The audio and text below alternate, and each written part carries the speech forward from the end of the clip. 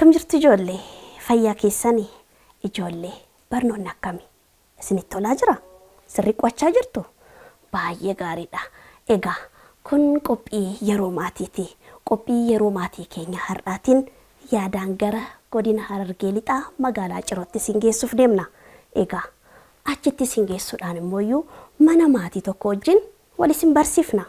Egaa barattuun har'a isiniif geessuuf deemnu barattuu Qaxaleedha. Barnootaan cimtuu, amala gaarii kan qabdu, maatii isheetis ofis kan gammachiiftudha. Mee barattuun tun eenyu jedhamti laata? Kutaa meeqaffaa baratti? Barnoota kam jaalatti? Maatiinoo akkamitti ishee qabu? Maal jedhanii ishee gorsu? Isheenoo gorsa maatii ishee kanaan hagam deemte laata? Kanaaf kan kana fakkaatan gaafannee gaggaafannee muuxannoof mudannoo ishee isin biraan geenya. Amma xumuratti nu faana tura. Turtii gaarii.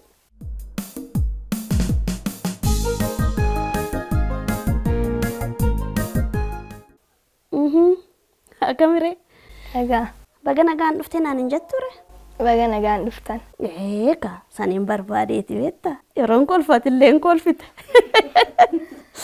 Maaliif seete? Osoo ati achaa na biratti Adaamatti dhufte? Oo baga nagaan dhuftee dheensisi madda.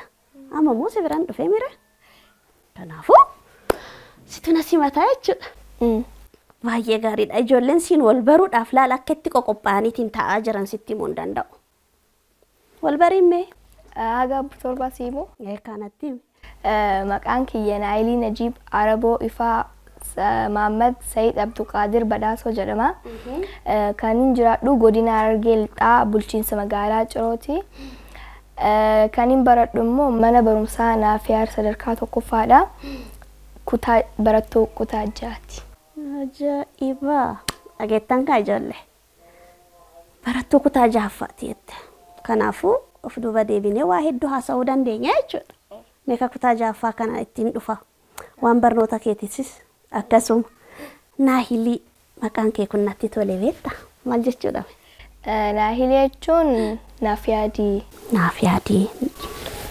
Naaf nahii. Naaf nahii. Maal jechuudha ree? Maaliif akkasitti baasa? Naahilii yeroo jedhanii naa baasan guddadhee bakka guddaa ga'e akkan isaaniif hilu yookaan akkan isaaniif nahu. Akka maqaa keetii ta'aa jirtaare? Mee Naahiliin maal jaalatti? Maal jibbiti? Amalli ishee maal fakkaata jedhanii osoo si gaafatanii akkamitti ibsitame? Ani wantin jibbu keessaa kijibuu. Soba? Soba. Akkaan itti jibbu. Isumatu ka jibbaniimi? Namnis rabbiinis hin jaalatu. Hin jaalatu. Sobuu fi waan hin jenne fa'aa jettee oofuu kana fa'aa. Kamii fa'aa? Waan osoo namni hin jeen nama walitti jiruuf fa'aa dhaqanii maarreen akkana jettee akkaleen akkas jette jaanii fa'aa walitti jiruu kana fa'aa. Akka hiriyoota keessan gidduu waa jirte jechuudha. Lakkiin jirti namarratti hin argee. Kanaaf maaliif seete? Amma Naahiliin barattuu kutaa jahaffaati. Waan akkasii kanammoo yeroo baay'ee kan baay'atu ijoollee namoota gurguddaa biratti. Mitiire? Kanaaf Naahiliin kana akkamitti bartee ogguun jedhummoo hiriyootuma keessan keessatti Naahiliin tun akkas jettee turtee miti? Lakkaan akkasitti ittiin himne maal ta'u isheeti maaliif akkas jette fa'a? Waan namni hin jenne tokko fakkeessanii haasa'uu jechuudha. Hin jibbiti Naahiliin? Isumatu ka jibban dhugaa. Meeqa biraa hoo? Wanti hin jaaladhu immoo osoo waliin loliin jiraatu fa'aa walii galteedhaa fi nageenyaan jiraatu kana fa'aa fi barnootarra wal gargaaru. Ijoollee har'a ka mana guutee jiru iccitii heddubbaa hiriyoonni isheellee jiru. Naahilii? Nan gaafadha. Gaafadhu ishee. Waan obbolatti himtee kan dhuguma isaan ni jedhan moo hin jedhanii waan ati jibbituuf jaalattu kanas adda baasanii himan moo hin himan ka jedhus numan gaafadha. Rakkoon qabu gaafadhu. Dhugaa. Dhugaa. Tole. Egaa hiriyoonni kan keenyu fa'aa jedhamu mee natti himi? Isheen Heeraanii Dooktar Ibsaa jedhamti. Heeraan? Dooktar Ibsaa. Dooktar Ibsaa. Isheen immoo Feenet Abbabaa jedhamti.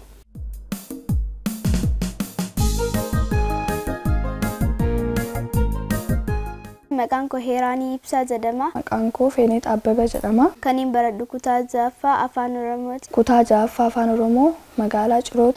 Manni barumsaa koo immoo mana barumsaa Naafiyaat. Umriin koo 13. Hiriyaa hedduun qaba. Isaan keessaa garuu tokkoffaa Naahilidha. Naahiliin hiriyaa kooti. Naahiliin amala gaarii qabdi. Nama gorsiti. Isin hiriyaa jaalatamtuudha. Amala gaarii illee qabdi. Barnootaanis nama bira dhaabbatti. Barumsa isiitiin illee jaalatamtuudha. Ani ishii akka fakkeenyaatti fudhadha. Yoon inni dogoggoree ishiin natti himti. Ishiinis yoo dogoggortee anis ittiin hima. Amalli keenya wal fakkaataadha. Ishiidha ka barnootaanis na cimsee asiin naqee na gorsiti. Yooniin namni tokko na dursee jiraate akka nama san dursuuf na gorsiti. Yooniin waa xiqqootti illee aarii hin aarinii naan jetti. Dafneen aarruu muufannuu dafnee gammanna. Naahiliin oguu takka sirriitti illee osoo hin ta'in xiqqoo waan tokko osoo addan baafatiin hin loltiin aarti. Kana akka sirreeffattu hin jedha. Aariin maal nama gooti? Aariin booda waan biraatti nama naqxi waan ta'eef ishiin akkuma itti amala ishii keessaa nama sobuun jaallattu jettee namaas akka namni osoo ishiin hin jedhiin osoo hin jedhiin haasoftu hin amantu. Ani gorsan ishiidhaa gorsuu keessaa inni tokkoffaa baati. Tokkoffaa kanammoo akka gadi dhiisneen barbaada. Amala ishii kanas akka hin dhiifne nama gargaaruudhaanis nama gorsuudhaanis akka hin dhiifne jechuun barbaada.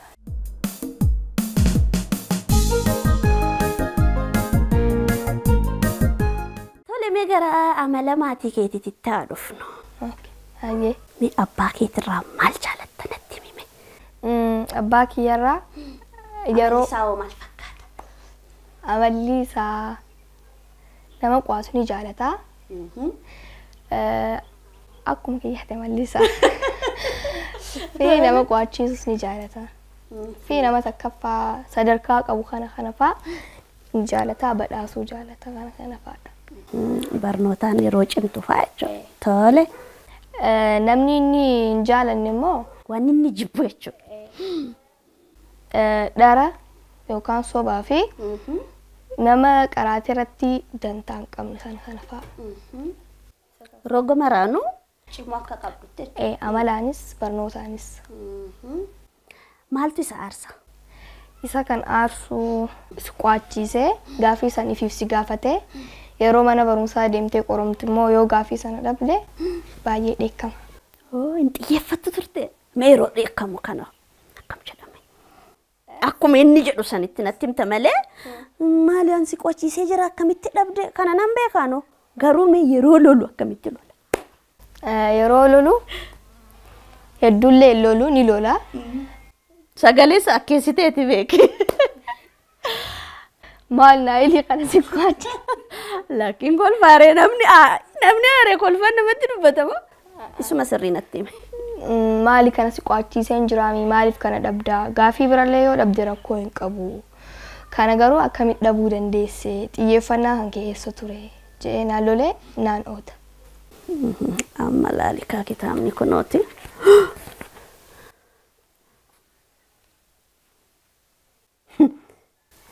Naahilii kana si qo'achiiseen tureemti. Marraan sagalee isaan finne garuu. Taan mitiire kanaafuu waan ati irratti xiyyeeffannaa kennuu qabdu xiyyeeffannaa akka itti kennitu barbaada jechuudha. Tole ummaatee bira dhufne ka. Amma nu dhagaan jirtu. Nu dhagaan jirtu. Tole isheenoo maal jaalatti maal jibbitii? Isheen barumsa irratti namni hundi dhiirris dubartiinis walqixa akka ta'ee fi namni hundi beekumsa akka qabuu fi barnoota isaa irratti xiyyeeffannaa akka kennu dhiirri dubartiin caalu dubartiinis dhiiran caaltu hundi walqixa. Yoo namni hundi barnoota isaa irratti xiyyeeffate hundi sadarkaa bahuu ni danda'a. Jettee na gorgorsiti ni danda'a bakka guddaallee ga'u. Wanti isheen jibbitu immoo yoo ati gocha kana gootee ani goone faayittee sobde faa ni dheekkamte haalaan. Waan jiru haqa isaanatti miidha. Isheen barbaaddu. Tole nan gaafadha beeki.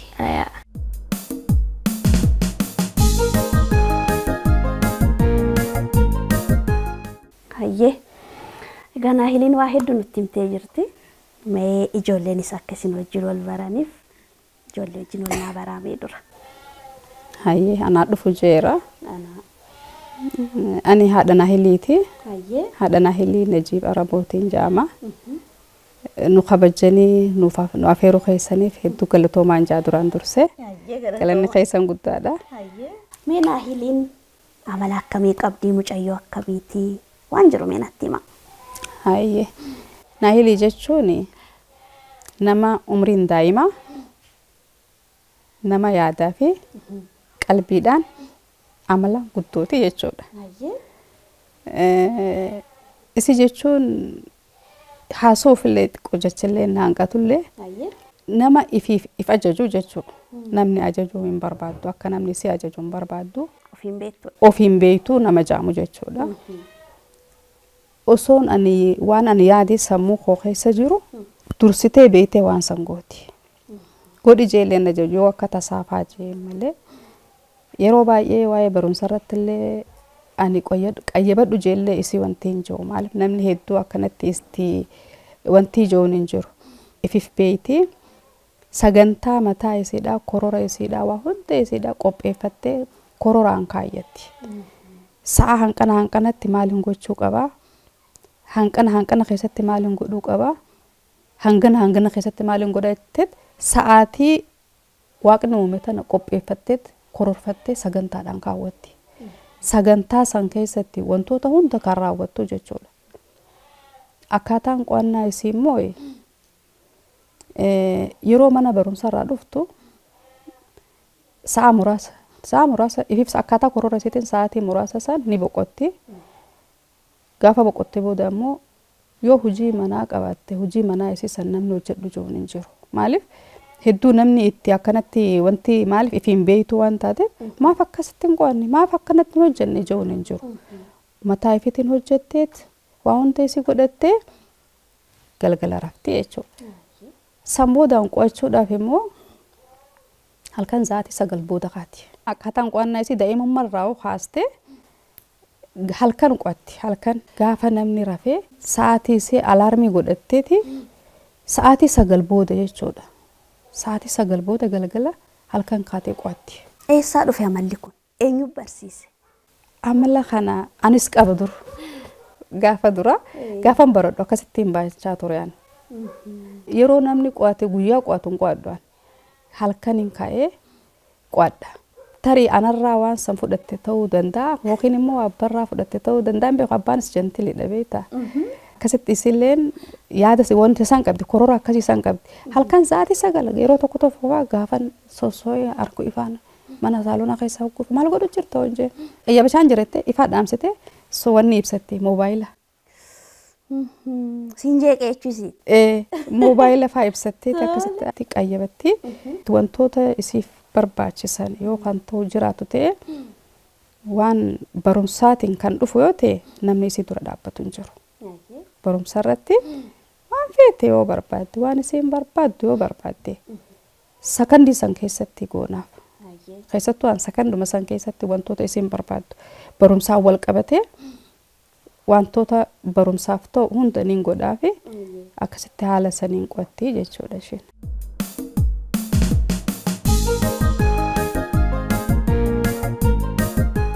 Egaa ummaanti jette dhiirris shamarris wal qixa yaada jedhu naa kaafteet. Dhugaa. Mitiirra mee akkamitti isheedhaaf akkas jettaniitiin kaasuu fi dandeessan? Dhugaadha. Shamarreenis waan dhiirri hojjechuu dandeessa. Maaliif? Sammuu teenya waan hunduma keenya gaafa nuumu wal qixa godheetuma nuume.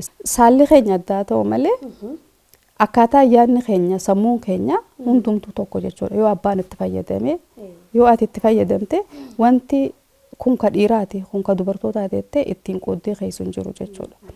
Maaliif? Ilaalcha namaatiitu adda godha malee ati yoo itti fayyadamte waan san bakka dhiirri geessan ga'uu dandeessa. Wanti nama dhaabu hin jiru jechuudha. Kanaaf dubartiin doktora ta'uu dandeessi, dubartiin abbaa seeraa ta'uu dandeessi. Paayileeta illee ta'uu dandeessi. Kun maalirraa yoo ta'e yoo ati cimina qabaatte, yoo ati hawwii wanta sanii barnoota sanii qabaatte fuuldurri kiyya maal ta'a jettee fuuldura kee yoo ilaalte. Kanaaf sanirraa keetiin yeroo tokko tokko numaan jaanis akkasuma hin jaani. Kanaafuu waan dhiira jettee wanti duubatti deebituuf hin jirtu hin jaan. Silaa'u daree keessatti kun dhiira kun shamara jedhanii adda baasanii wanti barsiisu hin jiru. Kanaaf walqixa kursi takara teessanii hanga barattanitti waan barsiisaan achii dabarsu san walqixa qabachuu dandeessanii. Wanti dhiirri si caaluufis hin jiru. Ati immoo isaan moohuu qabdaa hin jaanan yeroo hunda jechuudha. Irra caalaa waan akkanaa kana ni himaafan. Moohuu qabdaa hin jaan, mootuu qabda. Bakka sakatti takkaan wanni takka qabdi takkaan akkas hin caalle hin jaan. Na gorsa akkanaa kana fa'aa ittiin himaa. Kana fa'aa dhagaa.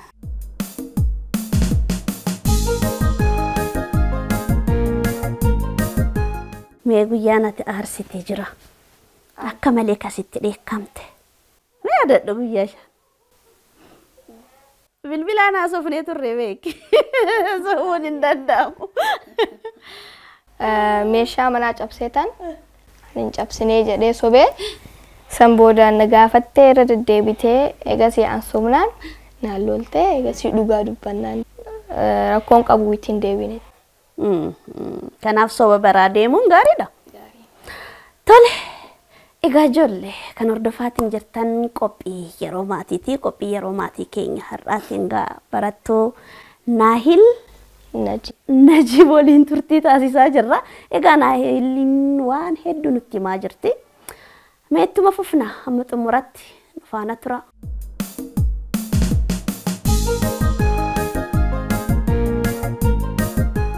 Naahiliyyee ameef duubaa deebinu amma kutaa jaaffaa jirta. Kutaa gulantaa tokkoffaaf lammaffaa sadaffaa kutaa tokko hamma shanii Naahiliin barattuu akkamii turte qabxiin ishee maal fakkaataa akka jedhume haalan laallu.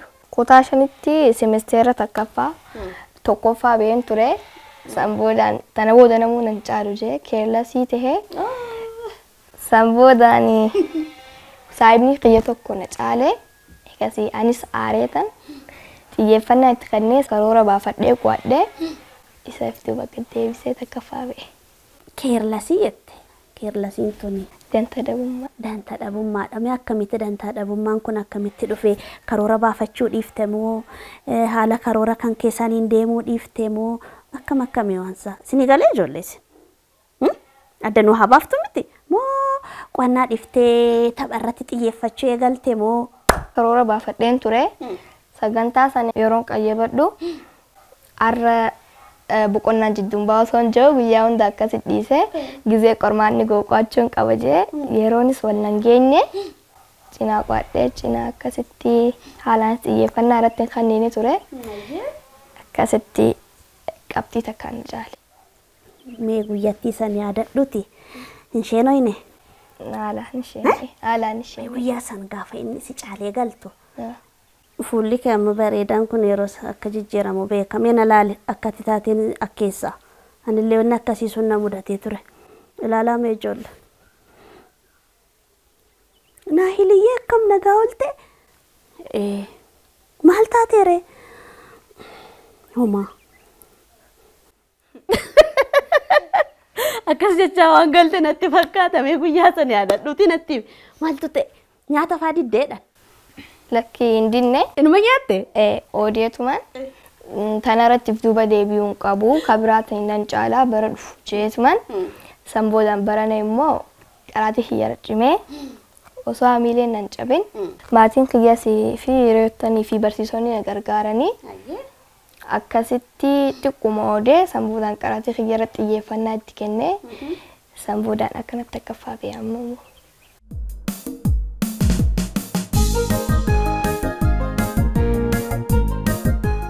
Keessattuu haati ijoolleen yeroo alaa mufatanii dhufan, yeroo gammadanii dhufan, yeroo wanni takka jijjiiramtu. Fakkeenyaaf akkanuma ilaalanii waan ishiin irra jirtu ni hubatti. Abbaanis ni hubata, irra caalatti garuu haati ni hubatti. Mee gaafa waa itti jijjiirame amala akkamii agarsiifti? Yeroo gammaddoo akkam taati? Kanarratti xiqqashoo isiin amallisiin qabdu. Gaafa mana barumsaa keessatti wanni durga durgeen faayyoo jiraate.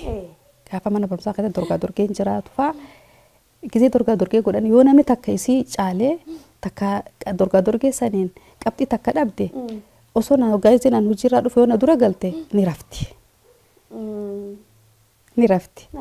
Amma hoggaan dhufe ni rafti maali yoo cal jetti bakka maali cal. Sanboota bakka nin beeka gisee san arra dorgaa dorgee jira moo maaliin jaan na himtee deemtee miree galan akka dorgaa dorgee mana barumsaa keessa jiru. Ni dhabdee jaan bakka dhisigaa kanatu bakka dhabde kun bar dorgaa dorgeedha. Kun dorgaa dorgeedha malee sammuu kan kee keessa sammuu keessarraa fudhatanii jaan. Sammuu kee waan hin fudhanneef bakka qormaata irratti nama arraan tana dorgaa dorgeessi moo san qormaata irratti duduba deebisuu qabdan jaan. Innaa saniin sanboota akkasitiin sososobaanii sanboota kaatee deem fuula kee dhiqadhuun jaan fuula isin dhiqatti. Raba balleessi. Sanboota irraa gisee sana irraa dhabamsiistee booda akka duraanii sanitti tafteetuma dhiisti waan san.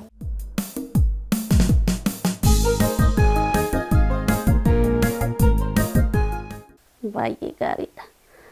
Egaa ijoollee wanni isin irratti xiyyeeffachuu qabdan gaafii gaafatamtan san sirriitti xiyyeeffannoodhaan beektanii deebii gahaa deebisuutu waan guddaadha. Kutamatti barattan san keessatti beekumsa hangam argadhee jira ka jedhu beekuunis barbaachisaadha. Egaa Naayilii gaafa eenyutu sirriitti si gorse? Ummaateeti moo ofuma of gorsite? Hiriyoottan kiyyaa taalaan na gorse fi barsiisootaan. Hiriyoota ciccimtuu qabda. Egaa namni namuma waliin oolu fakkaataa jedhan hiriyoonni keenya amala akkamii qabume? Nama barnootaan akka? Fakkaatti amalaanis waluma fakkaannaa barnootaan illee waluma fakkaanna.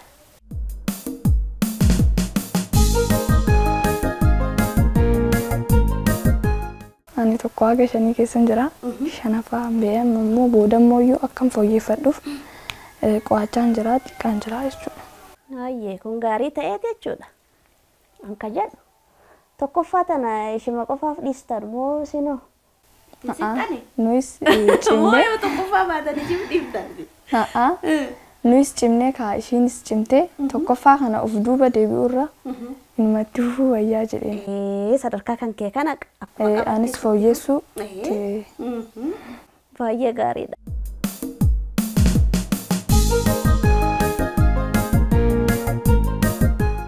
Hiriyyummaan taphaan qofa osoo hin ta'in barnoota illee hiriyyummaa ni jira. Barnootaan namni tokko hiriyaan isaa barnootaan olaanaa ta'e hiriyaan isa biraa immoo barnootaan gadaanaa ta'e sun hiriyaan jedhamu.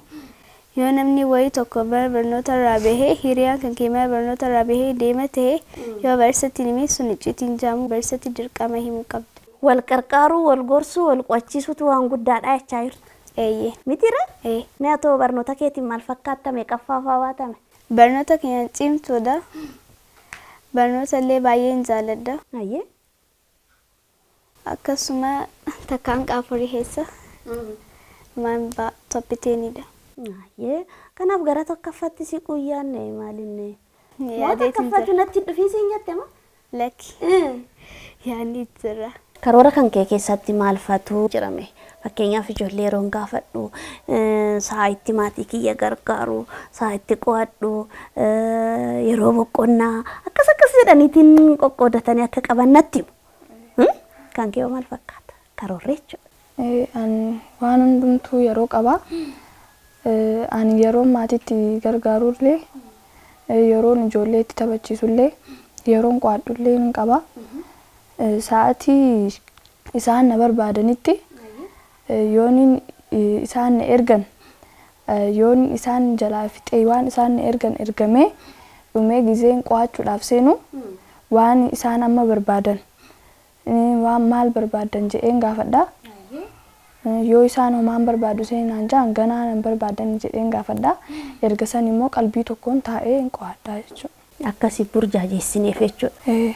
Kootu ammallee gaazexeettee qo'annaa irratti mee waan kana kanaa fidi.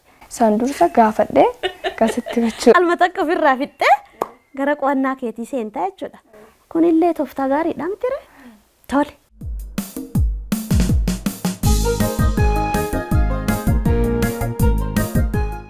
Haalli qo'annaa keetii maal fakkaatame? Yeroo qormaanni gahe guyyatti yeroo afuriin qo'adha. Yeroo qormaanni jiru immoo guyyatti yeroo lamaan qo'adha. Maaliif? Sababni isaattis guyyaa guutuu qo'ataa oolte yoo xiyyeeffannaan kee qo'annaa sararaan jiraanne faayidaa hin qabu. Yeroo lama qo'attee yoo si galee immoo isaatu irra faayidaa siif qaba.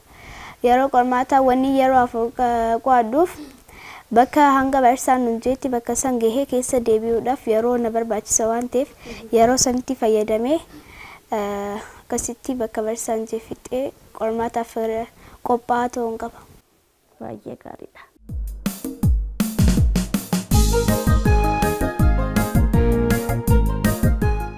Hiriyoota ishee adda baastanii beektu? Yaa hunda isaanii nan beeka kee jirraa kaase. Maqaa isaanii hoo? Amala isaanii hoo? Okay, amala isaanii gullaalu namni muraasni hin dhufne. Kanaaf takkaffaa hundi isaanii kee jirraa kaanii hojiin baratanii akkuma reefa isheen jettee heeranii ibsaadha. Seenaa Shamsaddiin, Leelloo akkasumas Egeree fi Naahilii fi yeroo hedduu eenyu maqaan isheedha Feeneetii hedduu dhagaa maqaa isaanii yaamee fixuu hin danda'u. Ijoollee amala gaarii qabanii fi ilaalchi isaanillee haalli isaanillee gochi isaanillee namoota akka takkaati akkasi. Hordoffiin isin mana barumsaatti manatti osoo ishiin hin beekin taasiftan jira? Yaa jira sun jira. Mee bifa kamiin barsiisota wajjin haaso'itan? Waa'ee amala ishee jechuudha. Gaafa isiin mana barumsaa deemtu nan bilbila. Bilbilee jeen himu. Nan bilbila. Hoggaan bilbilee immoo eenyu faadha saayibni isaaniiti. Eenyu faa hojii baratanii akkami qormaata yeroo mana barumsaatii bahan gibbii ala ni bahammoo mooraa ala ni bahammoo hin bahani. Saayiba kana ijoolleen beekuu dhiisuu dandeetti. Hiriyaa jechuudha ijoollee. Akkasii. Innaa bilbilee gibbii ala ni bahammoo akkamii. Ammas mana barumsaa isaanitti baratan kana xiqqashoo mana naannoo keessa waan ta'eef namni biraan seenamu hin seenu. Ijoolleen biraa seentee achi keessatti faa ni jeeximu hin jeexitu. Kan joo bakkaan seetuman bilbileetuman barsiisota faa gaafadhee akkasitti haala akkasiitiin wanti jenna jechuudha.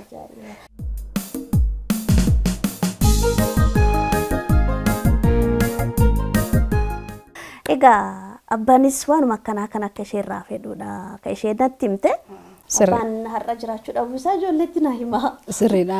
Abbaan ishee dhaarraan tan akka carraatee hojiidhaaf dhufuu hin dandeenye sila harkamee gaarii ture. Waanuma nan jiru kana innillee. Yoo amma kaleessallee yoo bilbileen akkana jiru bakka haa jabaadhu jeeni waan akkana kanarratti akka cimtu akkas jeetu innis wanti jechaa ture bakka harkamuu hin dandeenye maal jee rakkoon qabu kanaaf jennee akkasitti itti himne jechuudha. Wanni guddaan cimina isheen beekuudha. Dhumarratti maatiin yeroo baay'ee mana maatii hedduutti inuma dhageenyas inuma arginas fakkeenyaaf ollaatti yoo ijoolleen injinara taate ijoolleen ollaa jechuudha. Akkamitti ilmi ebalu injinara ta'e injinara ta'uu qabda. Yoo dooktarri jiraate immoo dooktara ta'uu qabda. Waan ofii isaaniitii ta'uu barbaadan wayii ijoollee irratti dhiibbaa maatiin geessisan jiru. Waan isiin ta'uu barbaaddu akka fedhii isheetitti gargaaranii jirtan moo fedhima keessan dhiibbaa taasisaa jirtan isin bira maaltu jirame? Abbaan fedhe waan fedhe ta'uu danda'a. Ani doktora ta'e jee fi isiin doktora ta'uu hin dandeessu. Kuni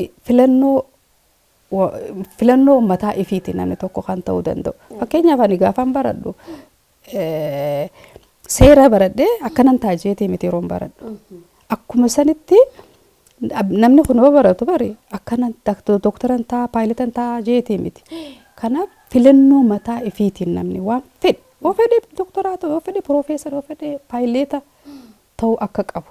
Maal namni dhiibbaa irratti yoo geesse ijoolleen immoo sammuun ni jeeqamti. Waan sammuun jeeqamtu waanuma feetan fedhinnaa keessaniin jechuudha. Akkuma fedhanitti namni fedhii ifiitiin waan fedhi akka ta'udha kan himaa waan.